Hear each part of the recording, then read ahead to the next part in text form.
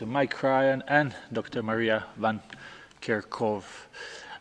Before giving the floor to Dr. Tedros, just to remind you that we are sending you a number of press releases from the headquarters, but also from our regional and country offices, so you get to know what WHO is doing around the world. As always, we will have an audio file available immediately after this press briefing, and transcript probably tomorrow. I will give the floor to Dr. Tedros for his opening remarks.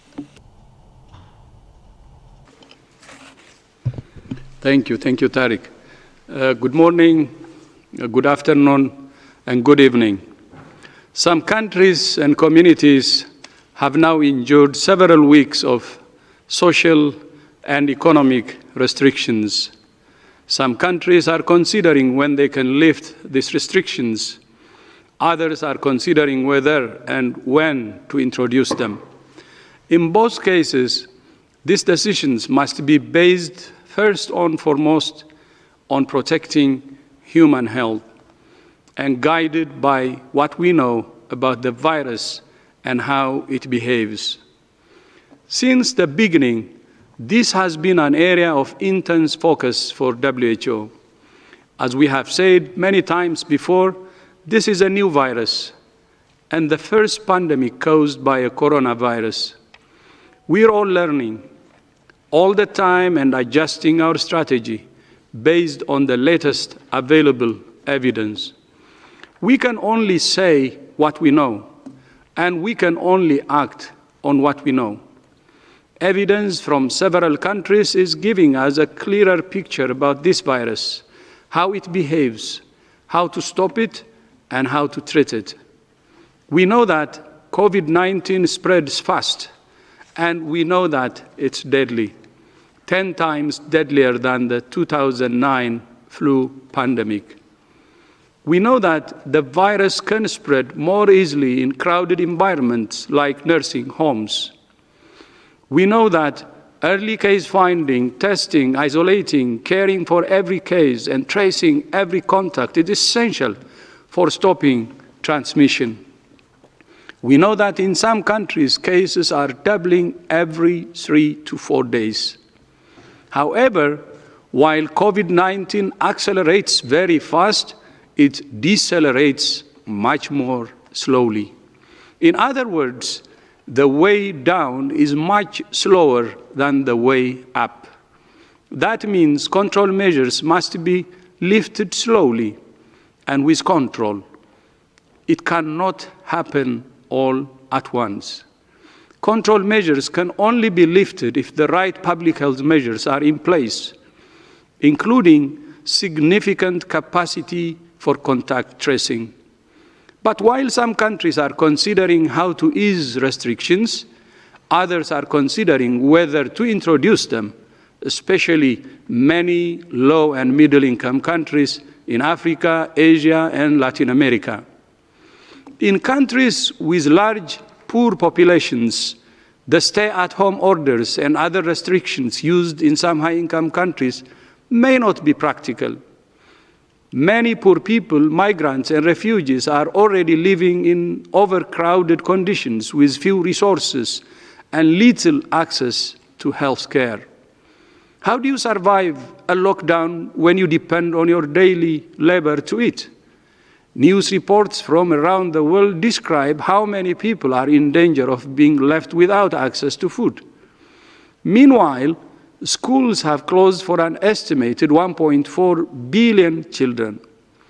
This has halted their education, opened some to increased risk of abuse, and deprived many children of their primary source of food. As I have said many times, physical distancing restrictions are only part of the equation, and there are many other basic public health measures that need to be put in place. We also call on all countries to ensure that where stay-at-home measures are used, they must not be at the expense of human rights.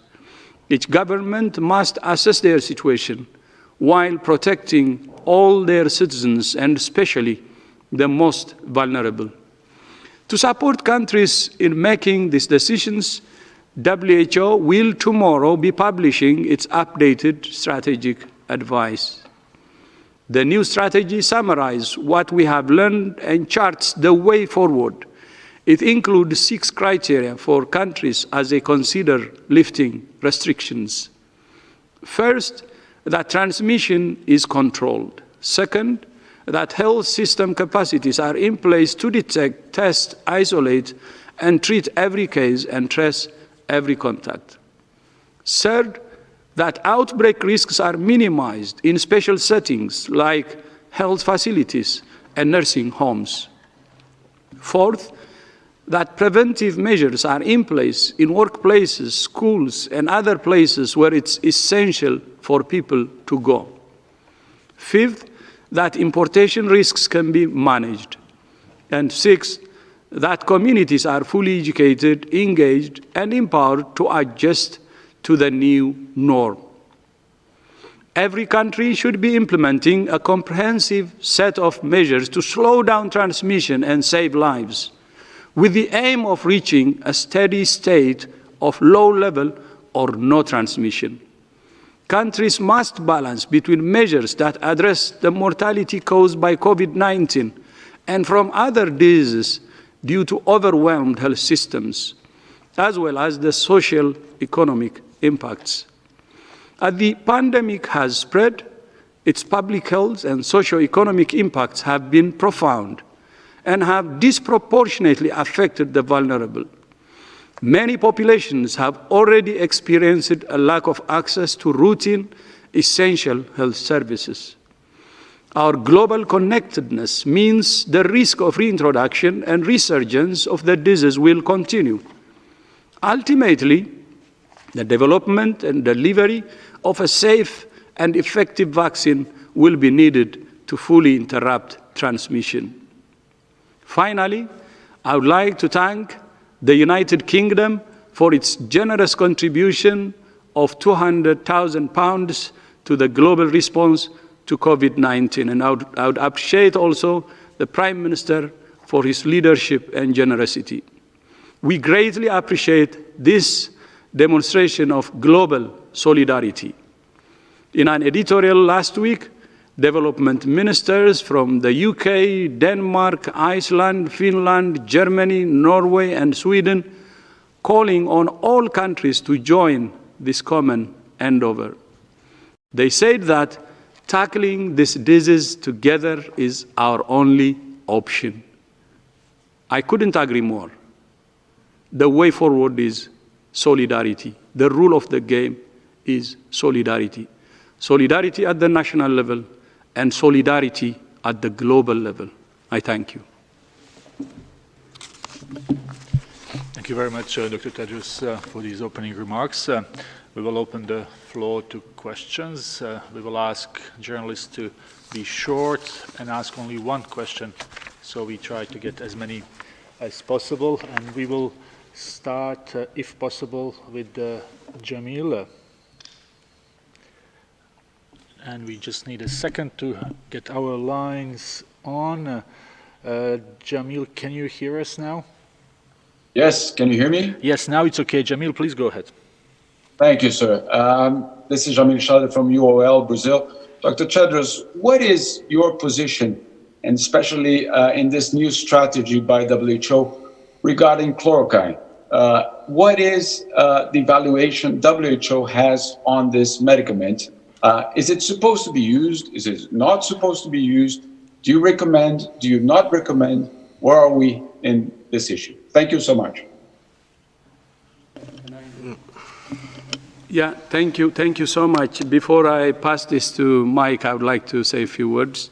First of all, correction, the generous support from the United Kingdom is £200 million. And I'm glad also that the Prime Minister has recovered and is back home, and we wish him well. And I would like to appreciate him and his government and the people of United Kingdom for their generosity. Thank you. Mike. Thank you, Tedros.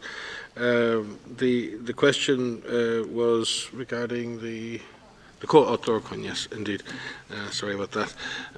The issue with chloroquine is chloroquine and hydroxychloroquine are licensed medications all over the world for a large number of indications, and in many cases are life-saving. And many patients with very difficult and chronic conditions are managed and have good lives in taking that drug.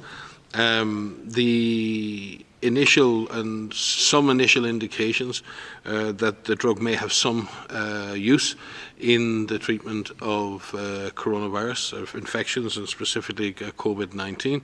And in fact, those drugs have been introduced to WHO's collaborations on trials under the Solidarity trials and also under the Discovery trials and other trials all over the world. So the medical and research community are really taking the potential of hydrochloroquine seriously, and chloroquine seriously, and it's currently, as I said, involved in a number of different trials. Some countries have issued guidance to clinicians that allows a clinician, in the case treating a patient, to use hydrochloroquine or chloroquine in an off-label mechanism. That means they may, under the current licensing of the vaccine, choose to use that in the care of a patient with COVID-19. There is no empirical evidence, there is no evidence from randomized controlled trials that it works, and clinicians have also been cautioned to look out for side effects of the drug to ensure that first we do no harm. We eagerly await the outcome of the trials that are underway, and Maria may have more details on that.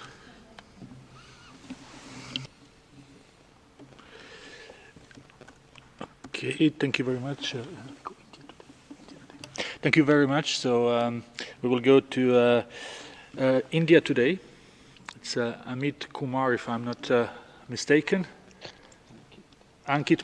Hi, my name is Ankit Kumar. I represent India today. My question is, an Indian province had placed an order of 500,000 rapid antibody test kits from China for the purpose of mass community testing. Now, Indian local authorities are telling us that only days before the delivery, they have been told that those kits meant for community testing in India have now been diverted to the United States, a country which is already testing more people per million than any other country on the planet. Have you received any communication from Indian government regarding such issues? As a global body, where do you stand on such issues? What can WHO possibly do in such a scenario? Thank you. To my knowledge, we've received no such communication on this incident, but there is, in general, around the world, a lot of pressure on supplies of diagnostics, a lot of pressure on supplies of protective equipment and other essential supplies. And it is really important that everyone remains disciplined in this process, and that we don't allow a market that's already failing to fail entirely. Now, in that regard, WHO, and the Director General announced it on Friday, has been working over the last months with other agencies inside the United Nations and other multilateral organizations to create a global supply chain process, a task force that tries to bring together procurement, allocation and supplies around a set of essential products like diagnostics, protective gear, oxygen supplies and ventilators and other important support equipment. We have produced a global catalogue for that equipment and are endeavouring to work with our partner agencies and donors to do bulk purchasing of that material in order to distribute that in a more equitable way around the world. But that doesn't fix the market problem. That could allow us to ensure that all countries get a minimum supply of essential goods or essential supplies, but it in no way can fix what is a global failure in markets and competition between countries, whatever those countries are. Our competition within countries, for that matter, for materials, only drives prices up and leaves a situation where people who need stuff may be without it. But I'm not aware of the particular incident that you referred to. And I just would like to add to what Mike said. There is overall a shortage of supplies globally, be it test kits or PPE, and that's why we're trying to do what Mike said, which may not address the shortage. And at the same time, we're working with the private sector and with the International Chamber of Commerce, and around 3 areas. One is to increase production. Second is to address the cross-border trade problems. And third, equitable distribution. So we'll continue working to address the root causes of the supply problems. Thank you very much, Dr. Ryan and Dr. Tedros. We will now go to Reid Wilson from The Hill. Reid, can you hear us? I can. Thank you for taking my question. There are reports that President Trump may cut off funding for WHO this week. What would that do to the agency's budget? How would it impact the response to COVID-19? And can you talk more broadly about the relationship between WHO and the United States? As you know, the United States is actually the largest contributor to WHO. And I have met President Trump a number of times before, starting from 2017. And recently, we had a call conversation 2 weeks ago. And what I know is that he's supportive, and I hope the funding to WHO will continue. And the relationship we have is very good, and we hope that this will continue. Thank you very much. Let's go to Agence France Presse, Nina Larsson. Nina, can you hear us? Yeah. Hi, thank you for taking my question. A lot of people who get sick from COVID-19 appear to show symptoms in waves where they appear to get better only to get sick again. Could you say whether or not it's been determined whether having COVID-19 actually provides immunity, or if people can get sick with the disease more than once, and what impact that would have on lifting confinement and physical distancing measures? Thanks a lot. I can begin and Maria can supplement. Certainly during the course of any individual illness, patients may, their clinical status may change during the course of the illness. The initial response to the virus can generate very high fevers as the person fights the presence of the virus in the body, and sometimes can appear to get better, and some people might say the fever breaks. But in other situations, that process is set up in the lungs, and people can then develop a pneumonia, which then results in a further deterioration. Other patients may have other organ failures that cause them to further deteriorate. Underlying conditions may come into play. So a patient's clinical status during the course of an illness can change right the way through the illness, depending on what is dominating their symptoms at that time. The virus, the immune response to the virus, the situation of the lungs, and then other underlying conditions that may make things worse. So seeing variations during infection is not unusual. With regards to recovery and then reinfection, I believe we do not have the answers to that. That is an unknown. One would expect that a person who generates a full-blown immune response with detectable antibodies should have protection for a period of time. We just don't know what that period of time is. We would expect that to be a reasonable period of protection, but it is very difficult to say that with a new virus, and we can only extrapolate from other coronaviruses, and even that in there, the data is quite limited. Maria? Yeah, so to add to that, so there is a limited amount of information that's coming out about the antibody response to people who have been infected. And what we really need to understand is, what does that response look like for somebody who had a mild infection, who had severe disease, who had critical disease, who recovered. There's a study that's recently come out from Shanghai. It's a preprint, so it's not peer-reviewed, that has looked at plasma in 175 recovered patients. And that found, some individuals had a strong antibody response. Whether that antibody response actually means immunity is a separate question. That's something that we really need to better understand, is what does that antibody response look like in terms of immunity.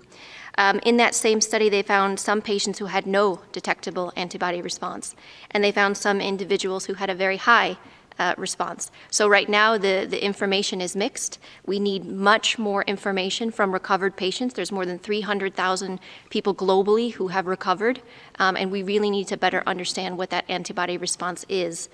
There are a number of studies that are underway that are looking at the antibody response using different serologic tests that are currently available. Some of these are screening assays, and some of these require high BSL labs that could look at a neutralization assay. And so as soon as we have that information, we will share that with you. But right now, we don't have a full picture of what immunity looks like. And until we do, we can't give a complete answer. Thank you very much, Dr. Van Kerkhove and Dr. Ryan. Next question is coming from Michael Bosurkiv, from contributor to CNN. Michael, please. Thank you. Can you hear me? Yes, please go ahead. Okay, thanks for the question and the correct pronunciation of my name. Dr. Tedros, greetings to you. Again, I go back to the criticisms from the White House last week, especially in regards to the early actions by WHO. President Trump, among others, by the way, said that WHO was late to the game, so to speak, especially on the declaration of human-to-human transmission. I'm wondering if you could address that criticism, and very quickly, if you could also, what would be the financial gut punch, if you will, if funding from the biggest donor were withdrawn? I think the world needs to know how badly this would affect the organization at this crucial time. Thank you very much.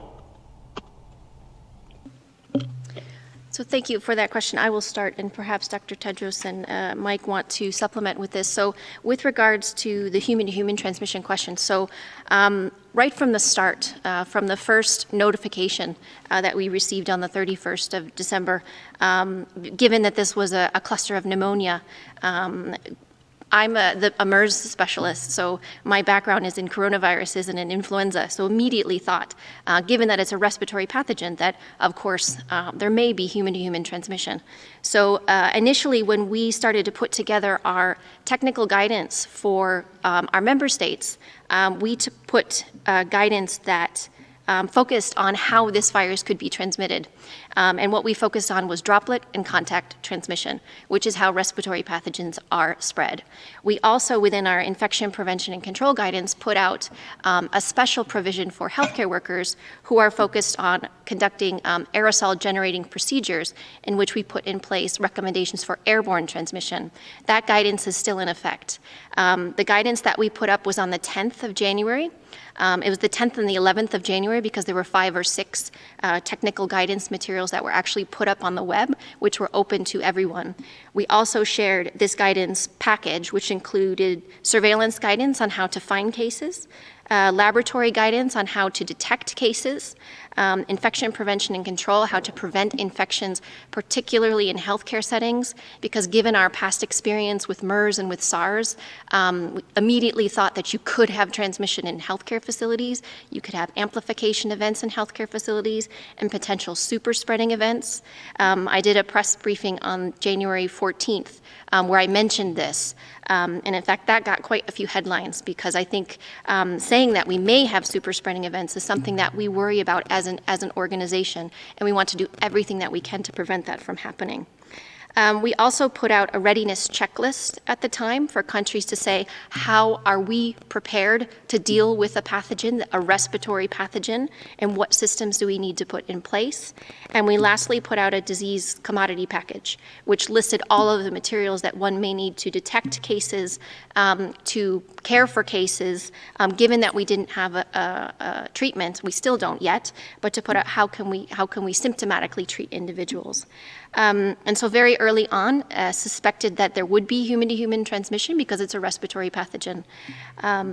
And so that's why our guidance on the 10th and the 11th of January included information on how to protect people from getting infected, focusing on respiratory and droplet transmission.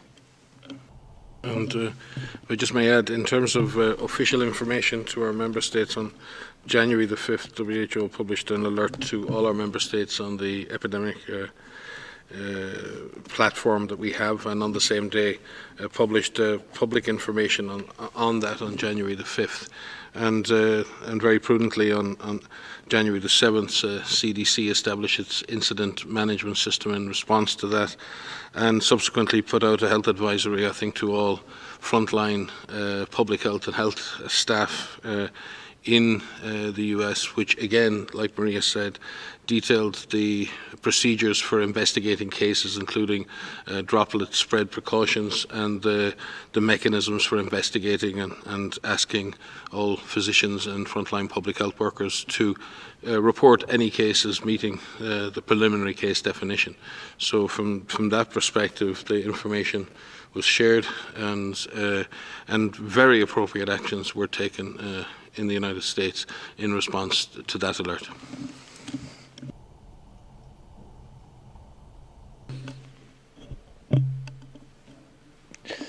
Thank you very much. Hope this answers the question. We go now to Kimberly from Time. Kimberly, can you hear us? We will try one more time. Kimberly from Time. I'm here. Thank you for taking my call. Apologies for my inept action with Zoom. I wanted to ask whether China has yet given the WHO the DNA samples from the original outbreak, as well as explained on what date it concluded that there was indeed human-to-human transmission. And also, has it done enough in terms of virus sharing as of today? And what assurances has it given you that it will share in the future?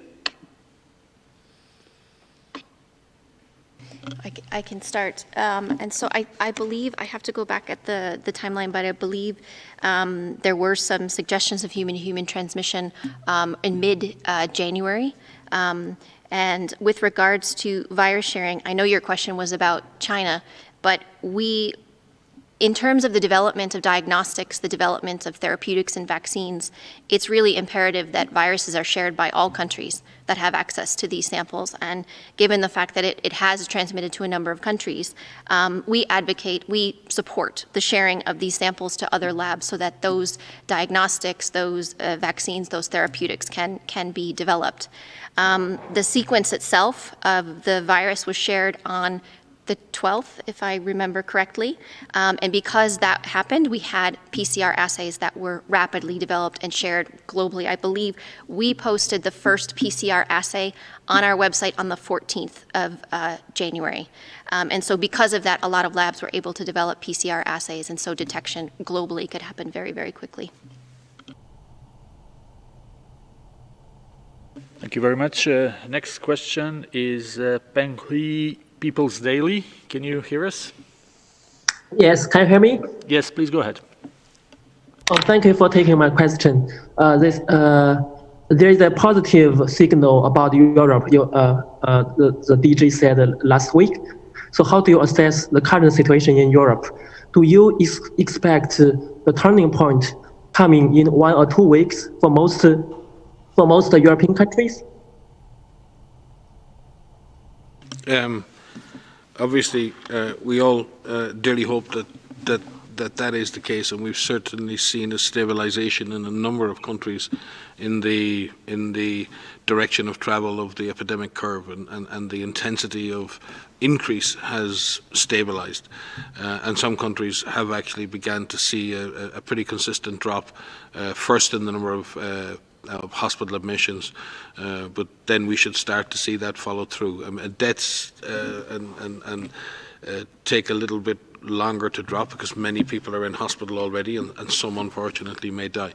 So we look at the number of confirmed cases and we look at the number of hospitalizations as the first indicator that things may be stabilizing. And we're certainly seeing that, and it's with great credit to people all over the world, and particularly in some badly affected European countries, that they've stuck with the task of physical distancing and stay-at-home orders, and that's taken the pressure out of the epidemic. But by no means does that mean that it's over. Now is the time for vigilance. Now is the time to double down. Now is the time to be very, very careful. And that does not mean that countries cannot begin to create an exit strategy. It doesn't mean that countries shouldn't be actively planning to do that. But as the Director General said, there are, in that sense, there are things that need to be done. You can't replace lockdown with nothing. You must replace lockdown with a very deeply educated, committed, empowered and engaged community. We are going to have to change our behaviours for the foreseeable future. And we've seen a huge embracement of that by people. And in the vast majority of cases, that has not needed to be enforced. The vast majority of citizens are doing what they can for themselves and to protect others. But we are going to have those adapted behaviours in terms of personal hygiene, physical distancing, being careful for a long time. So the base of moving out of lockdown is communities on the alert, communities aware of the risks, and communities taking action, continuing to take action to protect themselves and others. That needs to be backed up with a way of finding the virus. At the moment, everybody is suffering because everyone has to be separated. That's because countries don't know exactly where the virus is. The only way to get out of this is to find the virus. The only way we find the virus is to identify those people who may be infected and test and isolate, find contacts and quarantine contacts. And that is, in a sense, community empowerment, community involvement, and public health intervention through the use of case finding, isolation, contact and quarantine is the alternative to having lockdown and having a health system that's capable of absorbing any increase in cases. We need to continue that strength in the health system. It's incredible how health systems have adapted and how hospitals have expanded, how they've done amazing things, absolutely incredible things over the last number of months. And they have saved many, many lives. But we're going to have to sustain that capacity. And health workers are going to have to continue to have protective equipment, and we're going to have to continue to have intensive care beds on standby, because as we come out of these lockdown situations, we may see a jump back up in cases, and we don't want to lurch from lockdown to nothing to lockdown to nothing. We need to have a much more stable exit strategy that allows us to move carefully and persistently away from lockdown. And the only way to do that is to have fully empowered communities and a fully activated public health architecture and a strengthened health system. Small addition to that to say it's really important that the lifting of these measures doesn't happen all at once all over Europe. And we completely understand we're in the same situation, the desire to want to release those and get people back to work and kids back to school and all of that. But it's really important that it's not done all at once. Because if the systems are not in place that has just been outlined, if the systems to identify where the virus is, to isolate cases, to find the contacts, to treat the cases, to have the beds free to actually care for patients, then you're going to be overwhelmed again. So what could happen is if they're lifted in certain strategic areas, maybe where there's lower incidence, and if that can happen slowly, then the system can divert where it needs to go to be able to quickly identify those cases, while other parts of the country may still have those restrictive measures in place. But it does have to happen slowly. It does have to happen in a very controlled manner, and it is important that the community understands this, because it may be a little bit longer that you have to remain at home, or you have to work from home, or schools may need to be closed. But again, this is temporary. I know it seems like a long time now, but it is temporary. So not lifting all at once is very critical so that we can get people back to work, get these economies going back again as quickly as possible. Thank you very much. Now we will go to Morocco. Mr. Mohamed Ashari from Morocco Media News. Mr. Mohamed, can you hear us? We will try to establish the line with Mohamed from Morocco. Can you hear us? Yes, I do. Please go ahead. Can you hear me? Yes? Yes, we can hear you very well. Please go ahead. Okay, thank you very much. Thank you very much for giving me a chance to say my questions. Actually, I'm talking especially about Morocco. Please, could you tell us and how fast we going, towards this pandemic, and how if we slow or fast towards this pandemic, and also to stop and to slow the cases, especially I'm talking about Morocco as an example. Thank you very much. Thank you very much, Mohamed. The line was not the best, but we understood that the question is about situation in Morocco. So I will see if Dr. Ryan could say something about it. I think Morocco has approximately 1,600 cases at the moment, and I think the numbers are increasing of the order of 70 to 90 per day. So the doubling time in Morocco is actually quite long, and in that sense, Morocco has the opportunity to keep it that way. There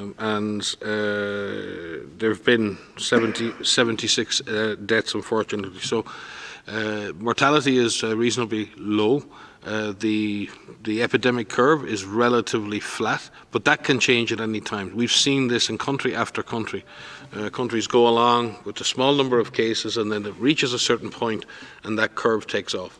So it's really important, and many countries in the Eastern Mediterranean and North Africa have done a good job in doing that. But it does require to have extensive testing and broaden testing out, actively looking for cases, and dealing with all of the other strategic issues that other countries do. But in principle, Morocco is in a strong place to continue control measures, and also be in a strong place to be able to lift any restrictive measures, as long as Maria has said that that's done gradually, as long as that's done with great care, and as long as the other public health and community measures are in place. But I'm sorry, I don't have a detailed set of data for Morocco in my head, but if my memory serves me, that is where Morocco is epidemiologically at the moment.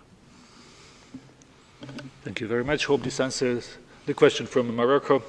Next question is from Devex, from Sarah Jerving. Thank you. I'm wondering what is the appropriate time frame for someone to isolate if they think they might have been exposed. There seems to be this belief that 14 days is appropriate, but since the incubation period can be up to 14 days, so then if someone is not showing symptoms after 14 days but does have the virus and doesn't have access to a test, how long after that can a person have the illness and be contagious? And then in terms of the reactivation in people, based on your previous response, is it possible for the virus to be latent in someone, or are we talking about reinfection? Thank you for these questions. So yes, what we recommend for somebody who is exposed to an infected person is that they be followed, that they be quarantined for 14 days. Most people who are infected with COVID-19 will develop symptoms within 5 days. That's the median time, 5 to 6 days. But it goes up to 14 days. So 14 days is a good marker. For individuals who are infected, your question was how long can they be contagious? And that's the right question, because when we actually test people who are infected with COVID-19, they have this molecular test, a PCR test, and they can be PCR positive for weeks. But that doesn't actually mean that they're contagious for weeks. So what the PCR does is it measures fragments of the virus, parts of DNA of the COVID-19 virus that is detectable through this molecular test, but it doesn't actually mean that you're contagious for that long. What we've seen from some preliminary studies, and I'm referring to a study from Germany, is among some mild patients, I believe it was 8 or 9 mild patients, that they could find live virus for 8 or 9 days after symptom onset. What we need is much more data from countries to actually be able to say how long is someone contagious. And so right now what we have are these PCR tests which suggest that people with mild disease can be PCR positive for 2 to 3 weeks. What we need to understand is out 2 to 3 weeks, are those people still contagious? And so again, this is another example where we don't have the full picture, but there's a lot of studies that are underway to give us those answers. And so we hope to be able to get back to you with more details on that as soon as they're available. On the issue of reactivation and latent infection, I mean,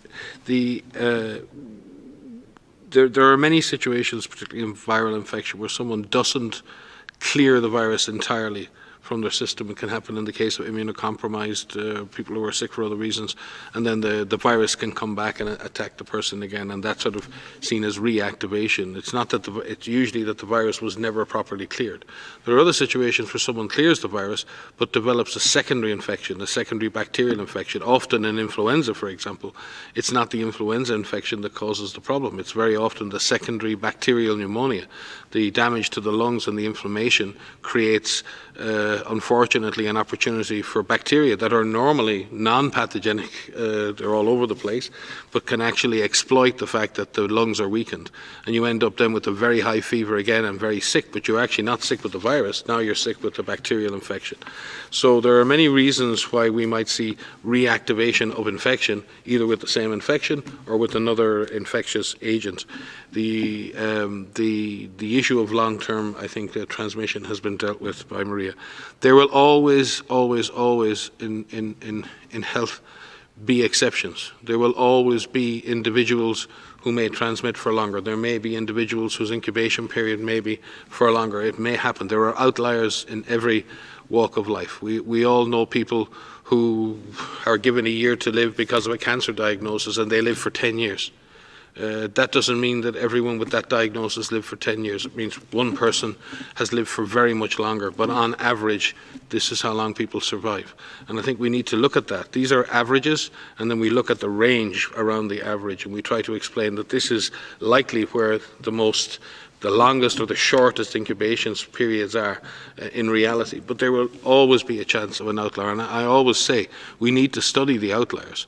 We need to study those who transmit for longer. We need to study those who have don't clear the infection properly, because these are very significant events. But we also have to be able to make good public health policy, and we have to try and make the best possible estimates of what is a reasonable incubation period that incorporates the vast majority of people, and reasonable transmission periods that incorporate the vast majority of people, and at the same time look at outliers, examine them, why they're occurring.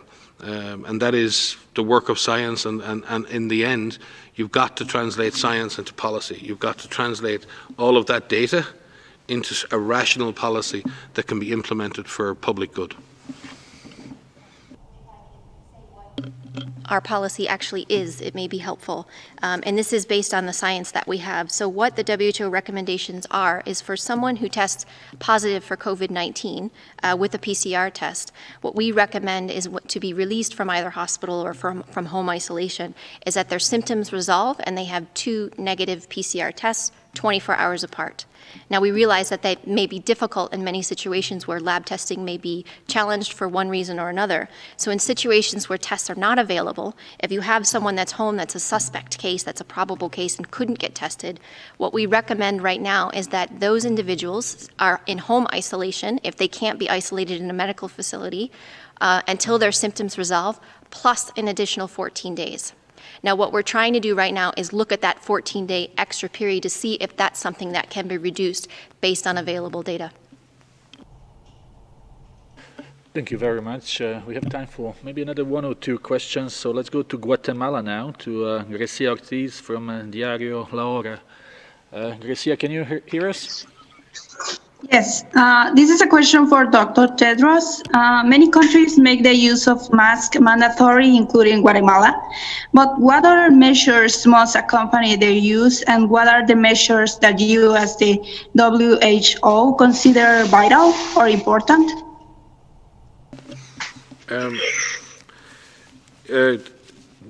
WHO obviously advises the use of